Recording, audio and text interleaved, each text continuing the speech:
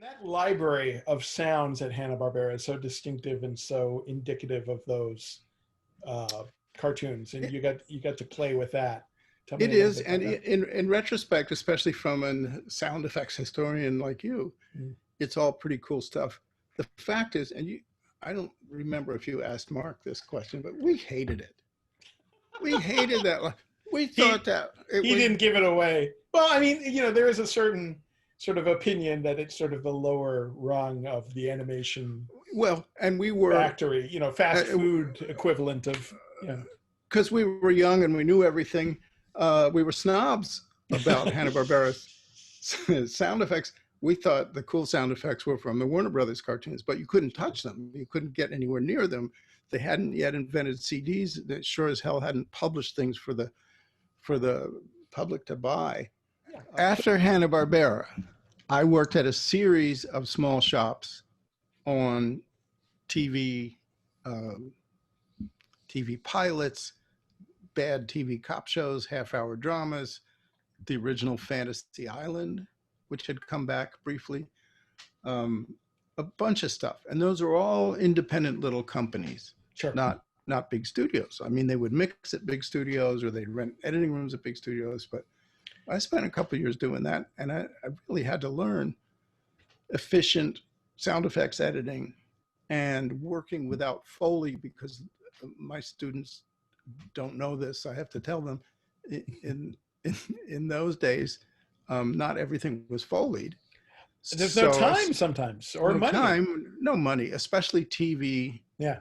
soundtracks. So if you needed footsteps, you cut them from library, and the library was borrowed from old Foley recordings anyway. So but you hand cut them. Yeah. Yeah. Whatever was efficient, and you had to learn to edit dialogue pretty sloppily and efficiently, not at all the way we edit dialogue for feature films, Sure. which is a big deal in terms of uh, demanding nearly perfect editing skills so that it can be mixed well so it can sound like a movie. Right. But anyway, that was a good training background, just working on these cheap things. Oh, absolutely. Absolutely. Christine, Twilight Zone, the movie, The Yeah. Dead Zone, and Christine, those were at Udall's shop, Mm-hmm. and it was great because we had some time in the schedule. We had some money to cut deeply, to cut effects and Foley and backgrounds and dialogue all properly, and went to the best mixers in town and got beautiful dubs. The Dead Zone, I'm especially proud of being part of that one. It's And very Christine, effective. I honed my skills with cutting cars on Christine. Sure. Um, That's a great because car all those series, and we hope to release that actually commercially sometime soon. David's Um, library from Christine. I some was of on it, yeah. a shoot in the desert. He nearly killed us in the desert, recording all the cars, every possible conceivable relationship to movement and the microphone out in the desert. And then Yeah. he hired a water truck to spray the street, wet the street down, and did all the gags again. So everything recorded wet and dry. And Wow. really, that's why the library is so valuable. It's a good Well, library because it's thorough. It's not that recordings are so special, but everything is there to make the palette that the editor needs to cut a scene. that's one of the things I always try to encourage when people go out to record. That's a recurring theme in my talks. That record everything you can while you're out there, and if you have a few things on your list for the show, try to get the rest of the series too, just because you'll have it and you'll never know when you'll need it.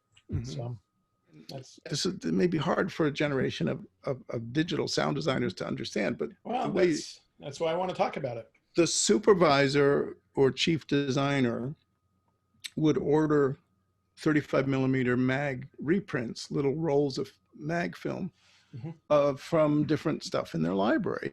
And those would be put together by assistants in boxes and brought to a specific sound editor who's doing a task. So if my task was fire breathing for the dragons, then what would be the appropriate stuff? You can figure it out, Steve. Flamethrowers, Yeah, sure. burning fire, winds, and different stuff. Mhm. anything that you would layer together in 35 millimeter to synthesize how that animal is going to sound or how the blast of fire was going to sound. Mhm.